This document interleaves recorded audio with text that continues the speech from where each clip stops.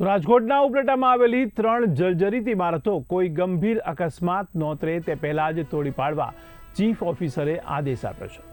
ત્યારે 4 માસ પહેલા જ તમામ મકાન ધારકોને નોટિસ બજાવવા છતાં કોઈ ગંભીર નોંધ ન લેવાતા રૂબરૂ સ્થળ ઉપર જઈ આખરી જાણ કરી 7 દિવસમાં ખાલી કરવા જણાવવામાં આવ્યું હતું।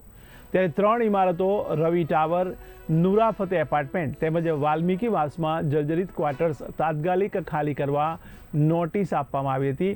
ત્યારે એપાર્ટમેન્ટમાં રહેતા કેટલાક લોકોએ ખાલી કરવા માટે વધારાનો સમય તંત્ર પાસે માંગ્યો છે। ત્યારે નગરપાલિકાની સામાન્ય સભામાં ડિમોલિશનની દરખાસ્ત મૂકી આ 3 બિલ્ડિંગ તોડી પાડવામાં આવશે।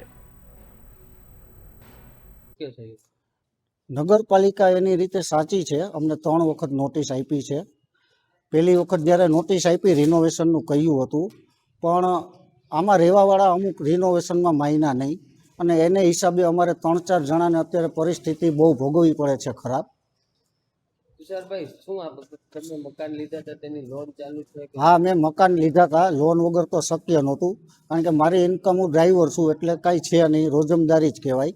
એટલે મેં માંડ મકાન લીધું હતું। હજી લોન ચાલુ જ છે મારે, અને હજી લોન ખતમ નથી થઈ, અને ભાડું ભરવાનું। નગરપાલિકા દ્વારા માન્ય કલેક્ટર સાહેબની સૂચના અનુસાર જે મકાનો અને બિલ્ડિંગો જર્જરિત હાલતમાં છે, જે ક્યારે પણ પડવાની શક્યતા હોય તો એ લોકોને અત્યારેથી જાણ કરવામાં આવેલ છે કે આ મકાનો તુરંત જ ખાલી કરી દેવા અને અન્યત્ર સલામત સ્થળે ખસી જવું।